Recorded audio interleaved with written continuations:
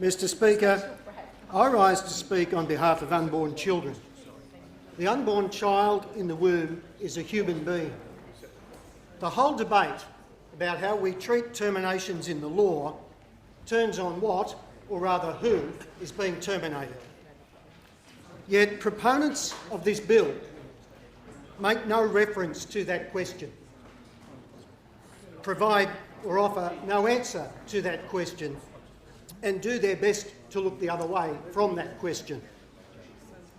I would like to thank the thousands of people across New South Wales who are not prepared to look the other way. For all of those people who have spoken up in recent days, I thank you and congratulate you. Your voices are being heard.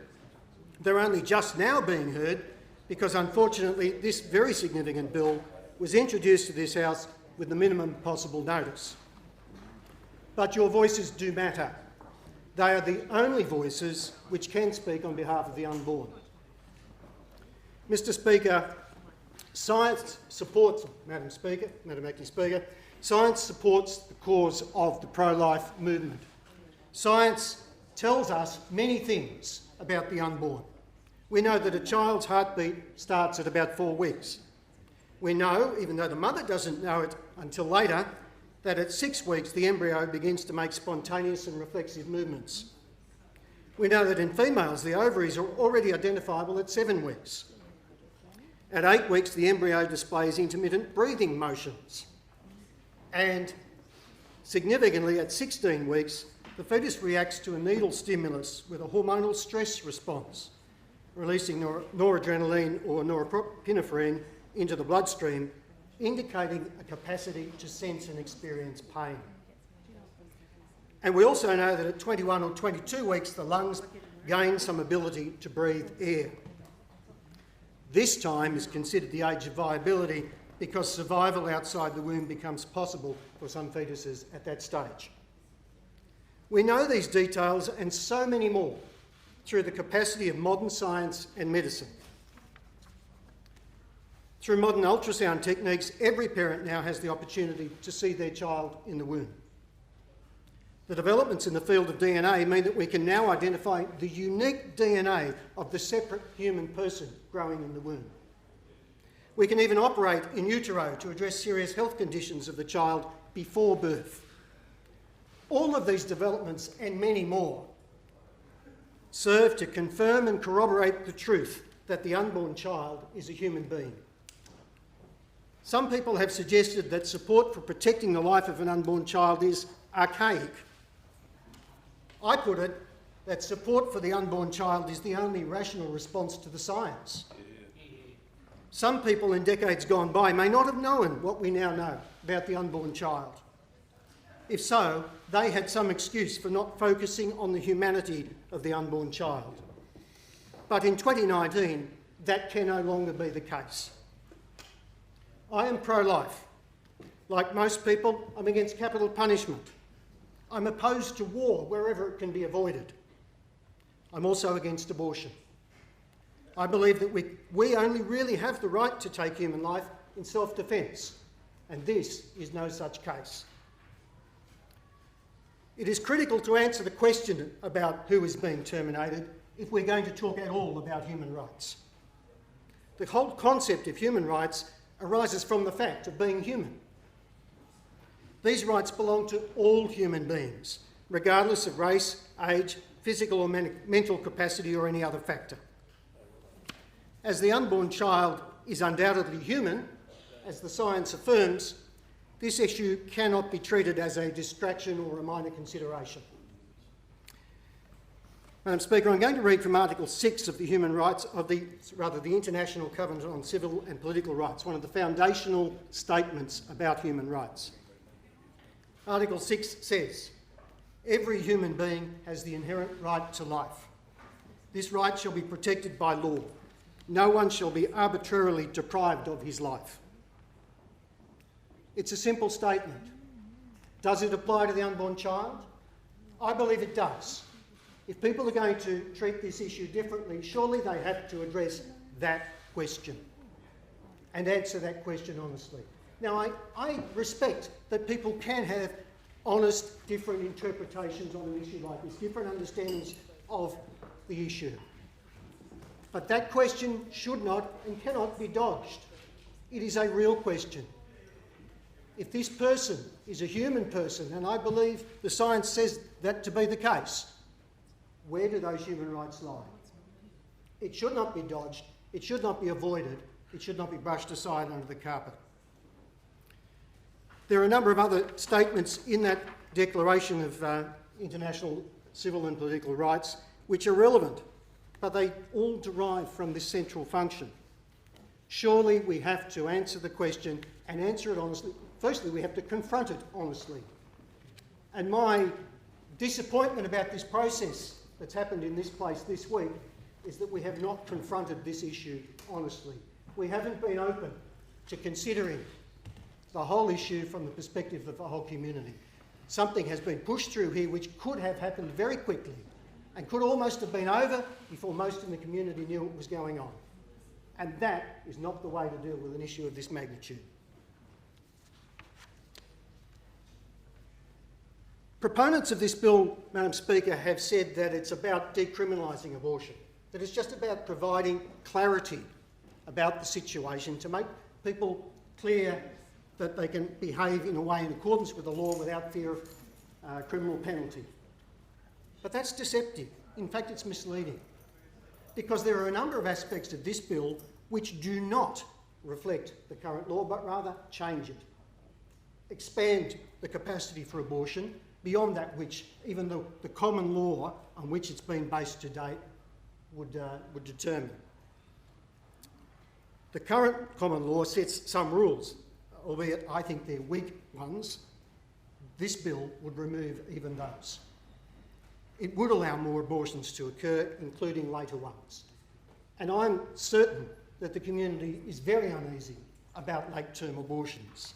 I do not believe there is public support broadly for that, and I believe the community are only just now having the opportunity to convey that message to their elected representatives. No one who has followed the weak common law rules has been subject to criminal prosecution. The very rare examples we've heard about prosecutions have been because people have not followed those common law rules. So this bill is not about just reflecting those, it will change them. If someone had simply wanted to translate the current common law rules into statute law in order to provide clarity and certainty so that the fear of prosecution is removed, then a very different bill would have emerged. The common law rules arise from cases in 1969 in Victoria and 1971 in New South Wales, the Levine ruling that we've heard about, and has been expanded on by some subsequent cases. Essentially, they have made abortion legal via the common law for reasons related to the protection of the mother's physical or mental health, and have included considerations of a social nature in determining what is relevant to that health.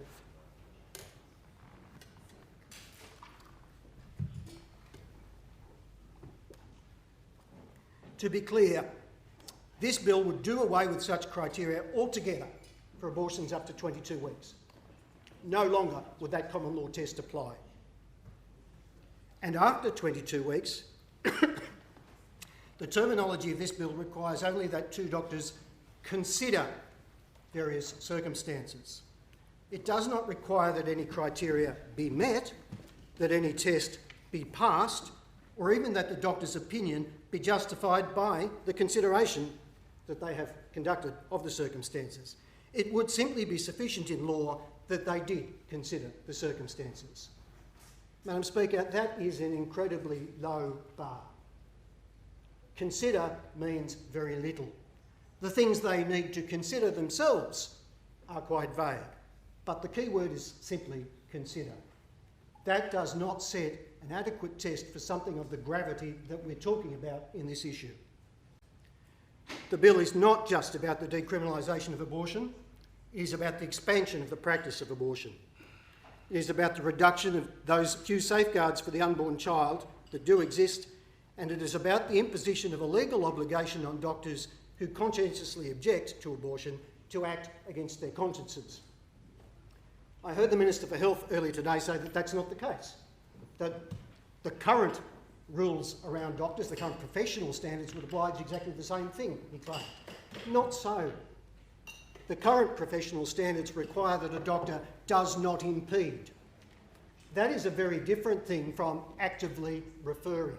It may seem a small thing to the minister, but for a person whose conscience is violated by doing so, it is a very big thing.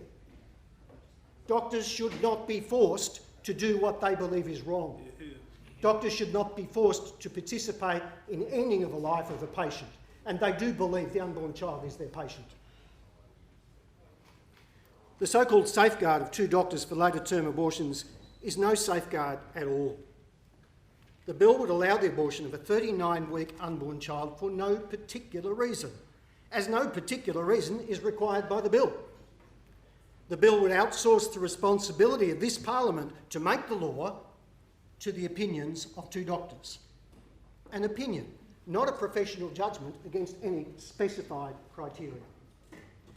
Now, it is the job of this Parliament to make hard decisions, to make laws. If we are going to bind members of the community to laws, then they should be made in this place by elected representatives who are answerable to people. They should not be left, even to very responsible professional doctors who are not in that same way answerable to people. And they shouldn't be left to current professional standards, because current professional standards change over time. And laws don't. Not without the conscious intervention of the elected representatives of the people. In any case, they shouldn't. And so I don't think it's a proper response for this Parliament to outsource that kind of decision to 2 doctors, however reputable, however professional, however genuine those doctors may be. And most doctors are reputable and professional and genuine. However, I fear that on occasions, some may be less so. So this bill would, in fact, in law, allow abortion for all reasons or none. I read a statement by a joint statement by Archbishops Glenn Davies and Anthony Fisher of the Anglican and Catholic churches here in Sydney. It speaks about the bill. They say, it not only allows for abortion up to 22 weeks for any reason and with no inquiries made, it also allows for abortion for any reason, even up to birth, provided that 2 doctors agree in all the circumstances that this abortion should take place, as if this is the only and best choice for women. The bishops clearly believe it is not the only and best choice for women, that abortion should be the immediate recourse. The ludicrous nature, in my view, of this provision gets even worse. The 2 doctors are required to consider future circumstances. How can a doctor genuinely consider a woman's future physical or social circumstances? How long into the future are they supposed to look? How can a doctor ethically claim to have considered a woman's future psychological circumstances if that doctor is not a qualified psychologist? See what is being asked here. Of course, that is why a weak word such as consider is used in the bill, because a word like assess or evaluate or determine would imply a professional judgment that the doctor could not possibly make consistent with their professional standards and obligations. Clause 6 is not designed, in my view, to be a safeguard clause. Rather, it is designed as a facilitating clause. As I've said, I believe it's an abrogation of the responsibilities of this Parliament to subcontract the decision about what should or should not be legal to the opinions of doctors without providing them with proper criteria, proper guidance, objective standards that are measurable and testable in law. Doctors disagree on the issue of abortion just like other members of our community. Is the law of New South Wales going to be different depending on which doctors you ask? Looking at the situation cynically, one would surmise that it will always be possible to find 2 doctors who are predisposed to permit abortion in any circumstances. They are probably the ones running abortion clinics and advertising online. What kind of safeguard is that for this Parliament to set in law? As we've noted, children are viable, that is, they can live outside the mother's womb from around about 22 weeks, maybe even earlier in years to come as science further advances. and an unborn child can feel pain from about 19 weeks. So there's a threshold there beyond which I believe the community would be very, very uncomfortable to open the door to more abortions. There is no public support, in my view, or in any of the published polls that I've seen, for an increase in the number of late-term abortions, nor for conducting them later than we currently allow under the common law. The people in this parliament who are pushing for this, I believe, are the ones out of step with Mr and Mrs Average, who don't support an extreme approach of this kind. In relation to the conscientious objection clause, Clause 8 of the Bill, there is absolutely no need in this modern era to impose this obligation, since information about where abortions are performed is freely available. A simple Google search right now will throw up any number of results. Given that reality that information is easy to obtain, the imposition by this bill of a legal obligation on conscientious objectors is not about serving the public interest or helping women find a doctor. I believe it's about crushing dissent and forcing doctors to keep their conscientious views hidden or risk being driven out of their profession. This is a most unattractive aspect of an already retrograde bill. Those members of this House who have respect for individual freedom and conscience should reject this ambit claim in Clause 8 out of hand.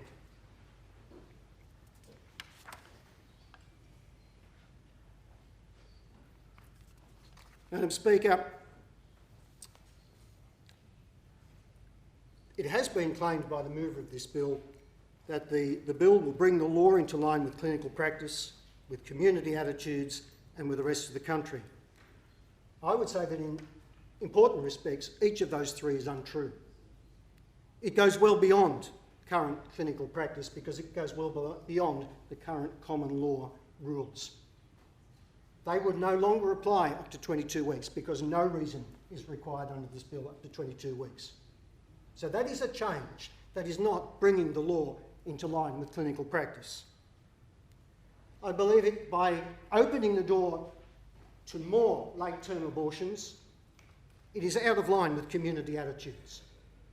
I accept and acknowledge there's a diversity of views in the community and that not everybody shares my view on abortion. Understood. But I'm pretty confident saying that the overwhelming majority of people in New South Wales do not want to see the door opened to late-term abortions as easily and completely as this bill would do. And in terms of the rest of the country, well, of course, there's a diversity of laws in place in any case. And this, oddly enough, is at the extreme end of what exists in other states around Australia. So it's not bringing us into line, it's putting us at the most extreme end of allowing abortions with the least restrictions. So let's not be misled to thinking that this is some simple or uncontroversial or just a simple piece of modernisation of the law. It is far from it. It is a grave matter, a significant challenge to our community, who should have been given much greater opportunity to consider this bill and to talk to their elected representatives about this bill. It should have been the subject of a proper process of inquiry, of discussion, investigation, before this was put to this House. I'm disappointed that that was not the case. But, Madam Speaker, we can remedy that now. We have the opportunity to consider our votes in this place and to use them in a way that will bring about that better process. Madam Speaker, I note that the member sponsoring the bill has a strong record of protesting about cruelty to animals, and good on him for that. That's his right. In his speeches, he has stressed the evil of cruelty to sentient animals, that is, to animals capable of experiencing pain.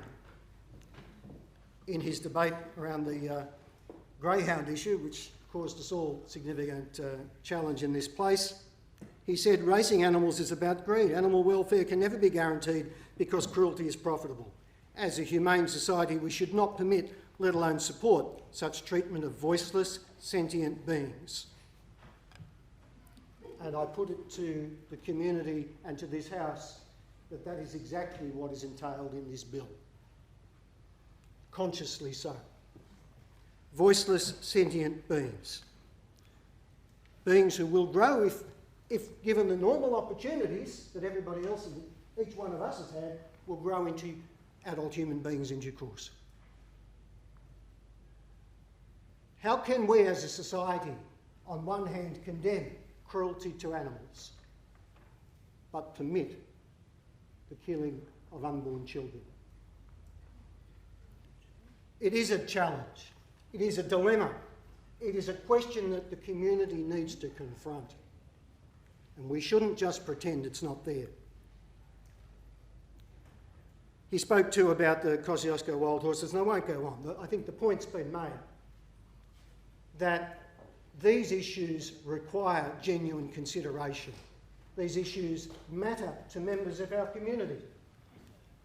They are important, grave issues of state which should be settled in this House, by this House, with conscious and careful deliberation. There will be a number of amendments that I will be moving, Madam Speaker, and I've circulated the drafts of those to members of this House earlier today. I've worked on those amendments with a number of my colleagues, so they're not just my amendments, they're amendments from a group of members. While I'm pro-life, I can't support the bill, and I won't be supporting the bill, even if it were amended, because I still think it would be a bad step. I still think it would be a retrograde step, backwards in the degree of civilisation in our society. But knowing the process and understanding the realities of politics, I will certainly be putting those amendments vigorously, Madam Speaker, in an attempt to address some of those aspects of the bill about which I have made such strong comments. There will be an amendment to the provision for late-term abortions. There will be an amendment to the provision relating to conscientious objecting doctors. There will be some other amendments, perhaps not quite so prominent, but which are an attempt to improve the way the bill would operate, given that it has been claimed it should reflect current practice in New South Wales. At least we can bring the bill back to something more like that reality, if it is indeed the will of members that that should be so. It's not my will, Madam Speaker. I would like to speak for the unborn. I would like to point out that in every issue of abortion, which is a tragic circumstance, there are two people who need our compassion, both the woman and the child. Both need our help as a society.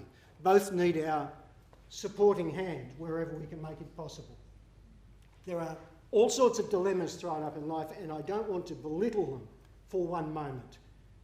I certainly don't want to judge women who find themselves in those dilemmas. That's not my point. That's not what people on this side of the debate are about. We want to support both mother and child. We want to ensure that society is as noble and as good and as uplifting as it can be to enrich the life of people, not to diminish it, not to cheapen it, not to find what is an unsatisfactory way of resolving very difficult issues. And I think there's goodwill in the House from most, because I think we all recognise that these are not easy situations. Nobody's going to pretend that the decisions that women have confronted, the situations in which they've found themselves, nobody's going to pretend those are easy. And I certainly don't want to give that impression at all. I simply say that, like those doctors with conscientious objections, they see two patients before them. They see a mother and a child, and they want to do their very best for both. Sadly, this Act would force them to choose only one. And that is not the better way. That is not the way to make our society a more civilised, more caring society, to simply choose between the two. So, Madam Speaker, I do appreciate the indulgence of the House in allowing me this time to speak. I think it was necessary that a voice against the bill be heard in this manner. I know that members on both sides of the argument will speak, and this debate will go for some time. I hope we do genuinely try to find the best way forward. I hope we do genuinely try to listen to each other and to understand where the other is coming from, and make the very best decision that this Parliament can make for all of the people of New South Wales. Speaker.